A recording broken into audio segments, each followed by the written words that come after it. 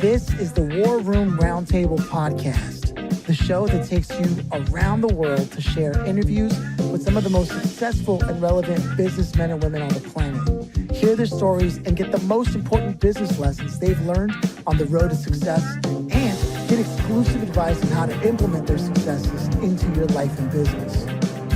The War Room Roundtable is brought to you by your hosts, Jason Miller, CEO of Strategic Advisor Board, and Phillip Lanos, CEO of Own the Rhythm, and former podcast host for Entrepreneur and Inc. magazine.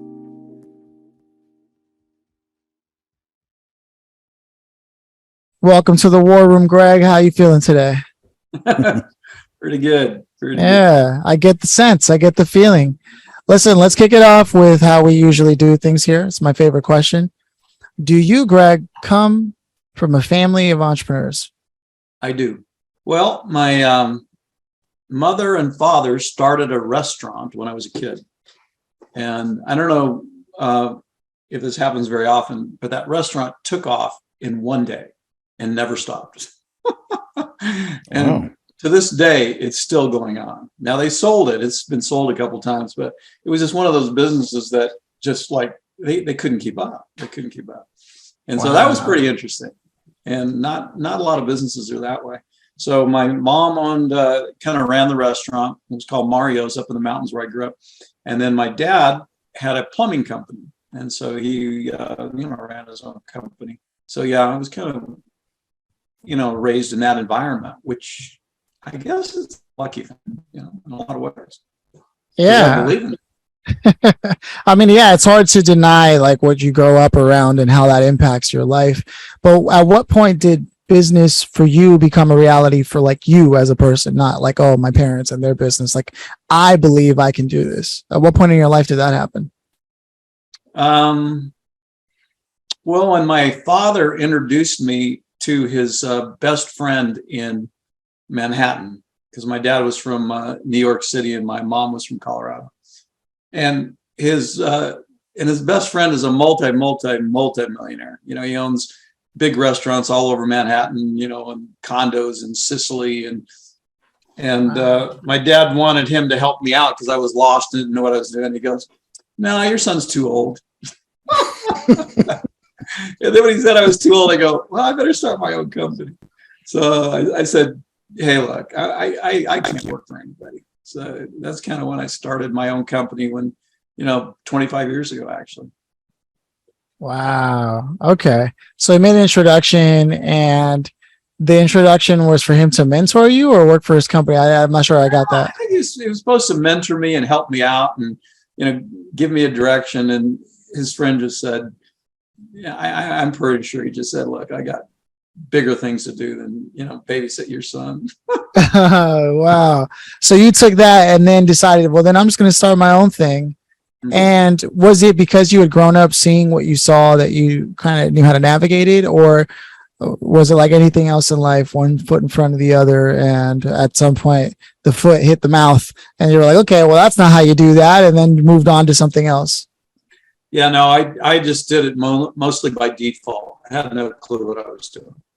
And so I think even, Jason, you said it's more like street smart stuff rather than, I never took any classes and, to learn entrepreneurialism, but just said, like you said, just trial and error, keep working at it and finding out, what works. One of the things I was lucky to be exposed to is, reading books and reading a lot of books, because I'm an advocate of education is okay, but self-education is really where it's all at. And so when people continually read, empowering books by people that know stuff, I think that helped me a lot.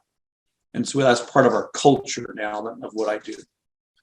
And was One Business Connection sort of the thing that you started 25 years ago, or was there something else? And then, so just like the Mario's story, you started and then it just was a success? Well, it was not like that, not at all. It was a lot of hard work and trying and new things. So mine did not go like that, like theirs did. Mine has been, it gets better and better every year, but, it's still, nothing like that. But yeah. if that answers your question. Yeah. Well, what I'm curious about is like what that was like the first foray into it. I mean, we know that you went out to it, but what was it like to like, okay, I'm going to start my own business, and we can talk about how, oh yeah, trial and error. Where was the error that you remember the most, where you were like, I'll never forget this for as long as I live? Well, the way I generate revenue in what I do is it's a membership organization. So people join, it's like an alternative chamber of commerce focused on marketing. And so when I first started, I would go from business to business to collect like $15 so for a month, right? And then somebody said, well, hey, wait, I'll pay you up front for a whole year. And so somebody paid me up front for a whole year, and I started to cry. I go, oh my God, I could actually maybe make money at this. So it was really pretty interesting, but it's just like anything else. You get better and better as you go and tweak it and change it. And, I just am an advocate of inspiring people to create anything they want. And that's really what the organization is about now. It's about education and ideas and learning, but also, to say, hey, look, you can do anything you want. And so anytime we can run into, like today, I was up in Fort Collins at a wedding on the weekend, and the people we were hanging out with, we were at the Armstrong Hotel, and it was like, I don't know, $400 or $500 a night. It's so nice. It's such a cool place. And the parents go, well, my son needs a job. He needs somebody that, he really hates working in a retirement home with older people, and he wants to start his own IT company. And so I have the ability to say, well, let me connect you up with people that will probably hire him, because he couldn't be hired because he didn't go to college, right? Went through like a trade school for 8 months. So I just connected him up with somebody that'll probably hire him, and then he'll learn something that he loves doing. And, I'm just an advocate. Do what you love to do, because that's kind of the key to the whole game. Okay. This is the part where I let Jason chime in specifically because I feel like we've reached enough data points that I know he's going to make the case now for what he's seen in patterns throughout our conversations, entrepreneurship, all of that. Yeah, you go back to, 25 years. That's a long time, right? So Yeah. when you look at 25 years, most businesses make it less than 5, right? So in this case right here is probably one of the, I would say for sure, one of the most mature businesses, one of many of the most mature businesses we've had on this podcast. And being able to survive all those ups and downs and lefts and rights and shit sandwiches and right, all that stuff, right? And to still be here today, in an industry that has grown a lot over the last probably 5 years too, right? Because a lot of people are into this connector type, referral type things and so on and so forth, right? Right. But to still be a leader in that field says a lot about you as a human being and as a business owner, that you're never willing to sacrifice and never willing to give up, right? Because it's easy to just freaking quit, right? Oh yeah. Any well, day, it really is. any day you get up, it's really easy to just go, fuck it, I'm done, right? And you haven't done that over all the trials and tribulations. And we're not just talking about a 10-year company. We're talking about a 25-year span of time doing the same thing, pivoting, doing small things, doing all these things to bring your company where it is today. And there's a huge valuable lesson to be learned from that today by people that are listening. And that is the rabbit does not always win the damn race, right? Sometimes it's better to slow down, right? And really, really focus on where you're trying to go versus try to run the race really fast, right? Because I've seen lots of videos. My kids love to watch kid videos like that kind of stuff. And you watch the rabbit just run in circles and so on and so forth during the race. And that turtle just keeps on going little bit at a time, crosses the finish line and wins every time. So there's a lesson to be learned here. And we're just really getting started in the conversation. But one of the first takeaways here is,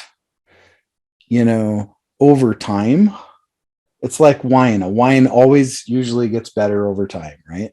So you nurture it, you take care of it, you make sure it's stored with the cork down and all these dry places and yada, yada, yada, right?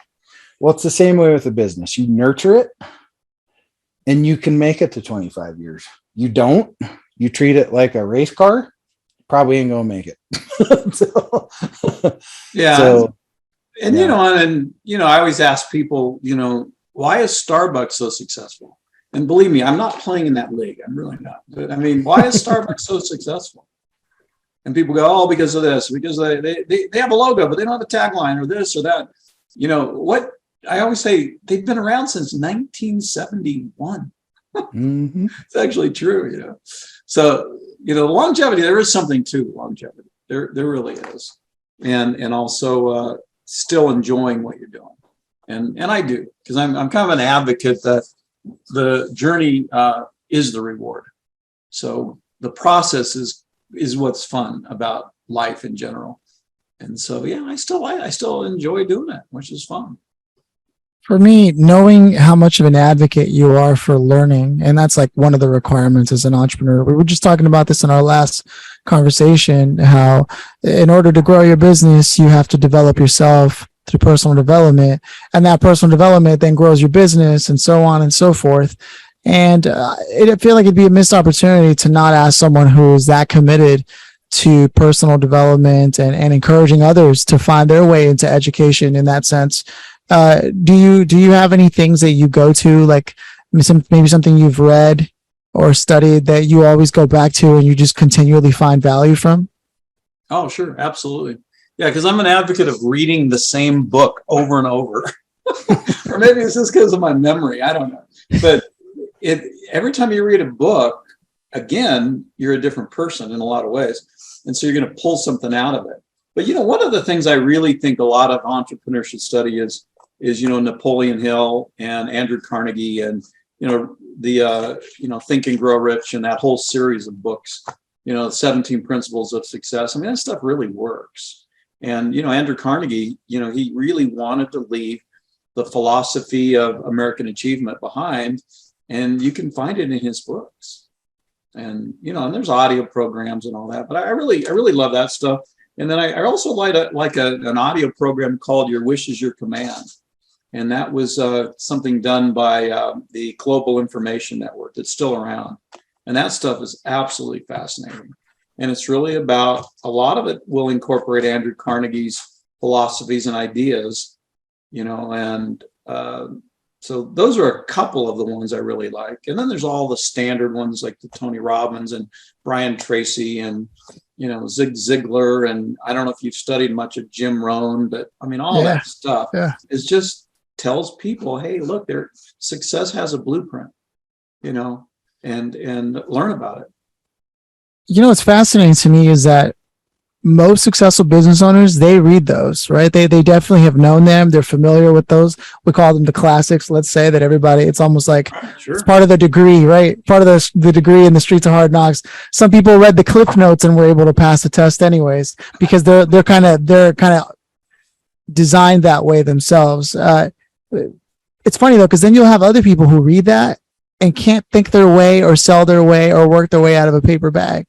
And there's like a missing element to it that entrepreneurs have to some degree naturally, it seems, that others don't. And I have my thoughts on what it might be, but I'd love to hear what your thoughts are, because I'm sure you've come across people who have read all that and still can't seem to get anything going. They can't light a match to save their life. Well, I don't know. I don't know if people actually have read it. I think there's another idea. You should study it, because when you study it, you really are absorbing it.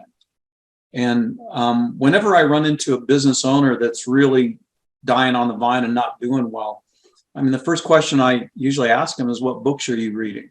And they say, I don't have time to read books. And I go, you have time to fail, but you don't have time to read books. So I think people that are really committed to the reading of the books and studying them, usually high percentage of them do really well.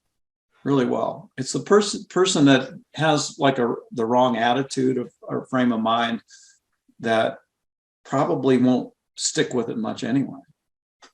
I see. Do you find that maybe potentially, and this is all abstract at this point, do you find that it's the people who are willing to take the time to reflect? Let's just say maybe it's not reading, but because some people don't read, whether it's audiobook, visual, whatever. The time that really reflect and ascertain where they are, where their mental state is, where their physical state is. People that say they're too busy for that in general. Do you find that maybe those are all sort of in the same bucket of people? Whether it's not reading or they're just clearly too busy. And I know we've had a conversation here many a time, Jason and I on this show, busy with somebody who literally said busy is a 4-letter word. It's one of those things where really because like you said, you're busy failing, but you don't have any time to improve yourself. Is this sort of what you're getting at? I wish I had the key to the whole thing, but I do think that people that want to succeed will succeed. It's almost like a decision. And like when it comes to the word busy, I have one of our members, he said, I will not use that word. It's not in my vocabulary. And I do the same thing. I don't want to ever, put that busy in my head because, I don't think it's real. It's really only in your head. You have enough time to do what you really want to do. You really do. And prioritize what you want. But the most successful people I know, they just have great attitudes. They have great attitudes, and they usually have a good heart too. They want to help people. They're accessible. It's not like, oh my God, I'm so much better than everybody else. But they really are. They're usually very, very humble, good people. And I made a saying up a couple months ago, and that is just work with people that are easy to work with. I mean, it's kind of true. Work with people that are easy to work with. And usually good people that are really going somewhere are easy to work with.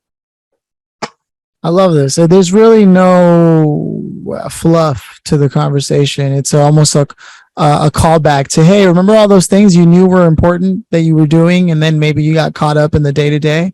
Yeah. Here's a reminder that, they're important. Get back to them. That's what this conversation is really delivering for me. And so I'm curious, what do you want people to know about One Business Connection and where you prefer to be contacted and what your overall mission and objective is with this?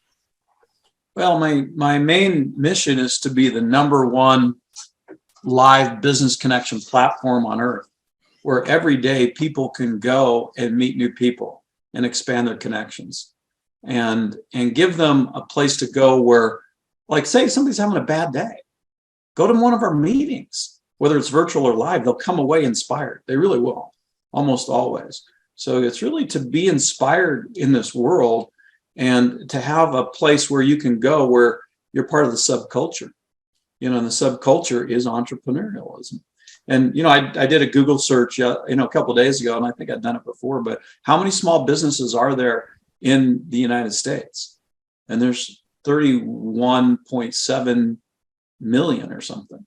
And they make up half the revenue of this country. I mean, half the revenue. That's like almost $12 trillion a year is coming from small business owners. But there's also another guy that said, whoever put the word small in front of business anyway, right? So that's kind of a good way to look at it. So every company that's huge started small. They just did. However, people need to have a vision of what they want. And I think all of us, and I don't know, of course, about you guys, but I think everybody knows they could have done more, they can still do more, and we can achieve more. So we're still, all of us have some kind of limitations that we need to get around and expand further. But I do believe that the entrepreneurial, and I think you even said it, Jason, is that you're a capitalist. Raging capitalist. I'm a capitalist. But why not be? Absolutely. Because it's the capitalist mentality that creates the life that is unimaginable. right? And so I'm really an advocate of being a capitalist, being someone that goes out there and creates a lot of good things in this world, because the world needs it, especially now in a lot of ways, in my opinion. Well, look at it this way too, right? So if we want to do all of these great things, right? If we want to go affect the world, we want to do these things, what does that take? It takes capital to do it, right? Right. I mean, so, if anything, that whole conversation should be looked at very positively, right? Because most of us are out here, we're making good money, we're doing all these things, but then we're also taking that some of that money, and we're trying to do things that are leaving a bigger footprint on the world, right? Right. And to me, that's what business ownership is all about. It's all about that, right? It's not just about, well, how much money can I hoard in and, all this stuff, right? It's if that's you and you're listening, well, you might want to rethink that, because you can do so much more by giving. Be a give. And most of the time, the reception back is 50-fold, right? So, and then you can do so many good things, not just in your community, if that's what you want to do, not even the world. Yeah. Well, I use a quote by Dennis Weaver, and he said his mother said, money is like manure. If you stack it up, it stinks. If you spread it around, you can grow things. So the idea is really, the more money we can make, the more we can do good in this world. And that's what entrepreneurs do. They create value, and then they get compensated for the value they're creating in the communities. And there is nothing wrong with that, because then it continues to make itself double, triple, quadruple, and exponentially increase, as long as those values are held to, right? This is what I see of, like, knowing that you're spreading it out, you're making it better. And like you said, when businesses, small businesses, if you will, make up $1 trillion, half of the economy, like you said, there's real evidence to point to the power and impact of people who are out there trying to generate capital, and whether it's just to make a better life for their family, even vicariously through that, they make the world better, but they also create jobs, right? You yourself create events that connect people on a consistent basis, and those connections create inspiration, which spark things and move things forward to have them continue to do what it is that they do. I see the way this is going, and it's all about impact. No one gets money for free. Yeah. And if they do, like through inheritance or something, they probably lose it pretty quick. But kind of a fun story. I was getting on a plane from Florida coming back to Colorado, and there was this young guy standing next to me, and he had a backpack, and his backpack was blinking red lights. And I'm going, what is in there? So I asked him, I go, hey, Matthew, what's in there? And he opens up his backpack, and it's filled with about $20,000 worth of video equipment. And so he travels the world doing video on yachts and all kinds of stuff. And he's 25 years old. And so when he got back to Colorado, I met him in Fort Collins, and he did join our organization. But he said something that I thought was really powerful. He says, a lot of people don't believe there's an American dream, but there is. He said, I go to Europe and a lot of places, they don't even know what that is. But there is an American dream alive in this country that is spreading all over the world, because you can create anything you want. And he's a 25-year-old, I guess, Gen Z, Generation Z. And he's having so much fun, but he knows that, hey, I'm passionate about what I do. I can create my own company. He's only 25, which is really pretty cool.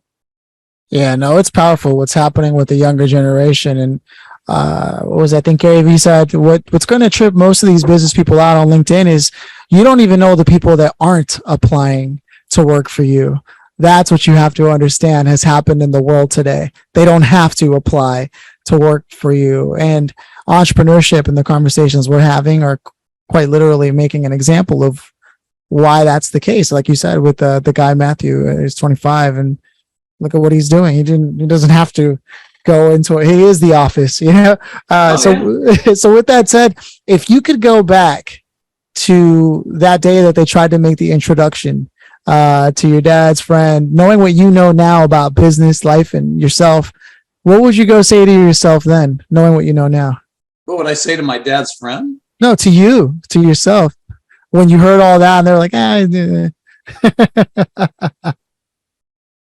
don't quite understand the question. Sure. So if you could go through a portal in time and had a chance to, right after you had heard that he said, he's too old or what have you, what would you go say to yourself, knowing what you know now about life and business? I'd say, be careful who you take your advice from. I've heard you say that before. Yeah, and it's actually from these CDs that I listen to a lot. Be careful who you take your advice from. But the other thing too is I really have always been self-employed on some level anyway, because I've always been in sales and I always never was a W-2 person. So I'd always have to make my own income. So it wasn't like all of a sudden I launched an entrepreneurial world. What I had learned was how to sell. And since I knew how to sell, I think that's really why my company has survived. Because I think selling is one of the most important skills you need in business, to acquire new clients. So I at that stage of the game, I pretty much knew I could do it anyway, just because I knew I could acquire new clients. But when it's starting a new business, I mean, I had a woman on the other day, she's just starting her new business and she started crying. She started crying, because she's not generating enough money for her business. And she's just been in business a short time. So I connected her up to some people that might help her with funding and different things. But, it's not always easy in the beginning, no matter what that business is. Generally speaking, I think my mom and dad were pretty lucky on that pizzeria. Yeah, no, there's definitely dues that people have to pay. And if you didn't plan it accordingly, which you can never plan entirely, you're going to face that reality where, how am I going to, that big switch from earning for an hour of your time, which most people are familiar with, right? To then it's about value driven earning. That's a whole leap and bound mentally. That is something I think people work on for the rest of their lives. But before I go to the last two pieces of business, which are finding out where you prefer people to connect with you, and the grand finale, I want to check in with Jason before we close out. Let's roll into it. Okay. So first of all, for me, Greg, has been an absolute pleasure. Now I know about your organization, but where would you prefer for people to connect with you, reach out to you, maybe even take a look at what you're doing? Well, I prefer, people to call me on the phone. I know it's old school, right? But no, they can connect up with me by text, by email, our website. They can, I use LinkedIn quite a bit. I think that might be where we connected, Jason, was LinkedIn, if I'm not mistaken. Yeah. But yeah, the website, did you want me to say those, what they are? Yeah, please. Okay. Please. Yeah. The email that I use all the time is just greg@onebusiness.com. And that's greg@onebusiness.com. And then the website is onebusiness.com spelled out. And then LinkedIn, I guess just search my name, Greg Petri or One Business Connection. And then the cell phone is 303-818-2460. So I just, people can connect me. I think it's good to be accessible. And a lot of people aren't. A lot of people are so inaccessible. It's like too hard to do business with, So I usually will get back to people pretty quickly. They can also go through my assistant. She sets up all my Calendly appointments through 70@onebusiness.com. And she's the one out of Venezuela, SEBNY@onebusiness.com. And she's definitely keeps me a little bit more on target.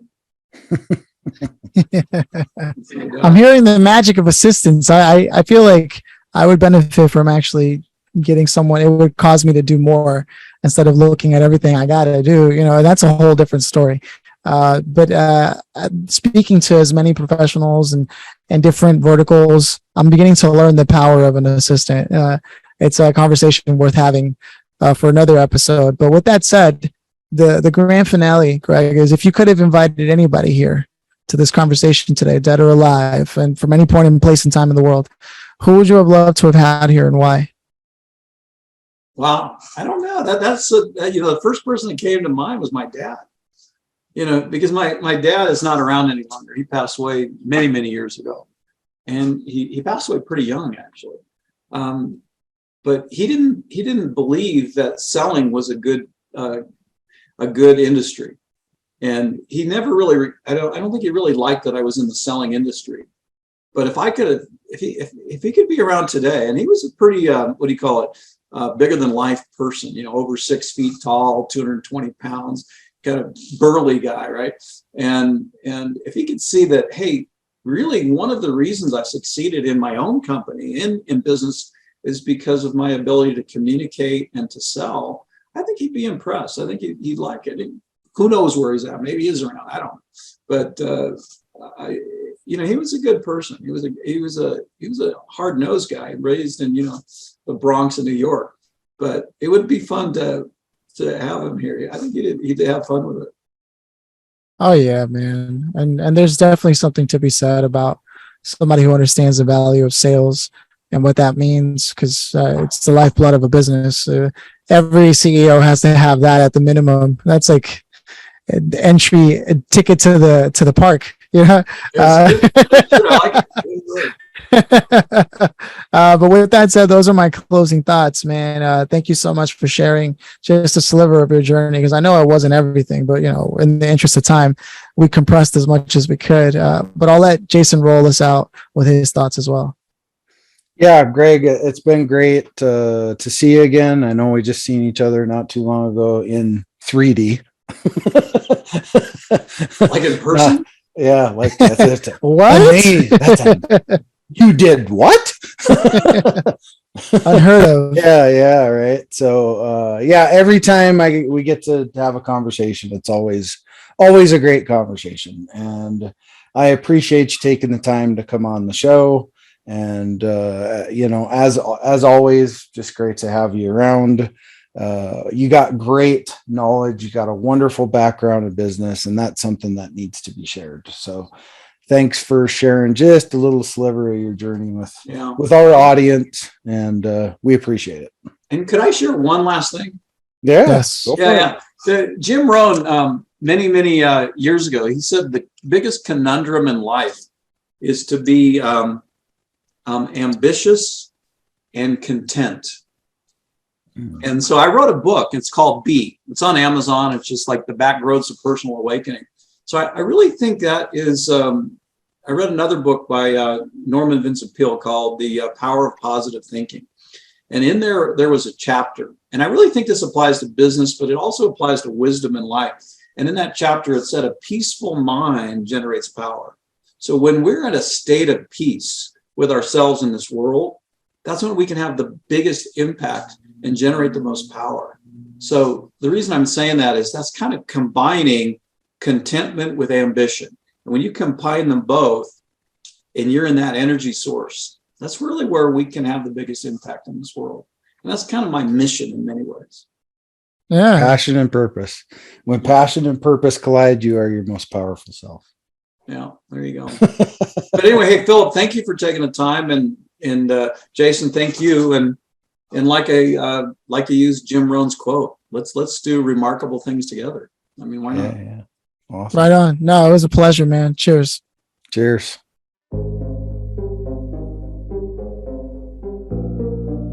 Thanks for listening to the War Room Roundtable with your hosts, Jason Miller and Phillip Lanos. Please leave your feedback and visit strategicadvisorboard.com to get the latest and greatest business advisement on the planet. Follow us on social media for updates, and always remember, if you can dream it and believe it, then you can go achieve it. We'll see you in the next episode.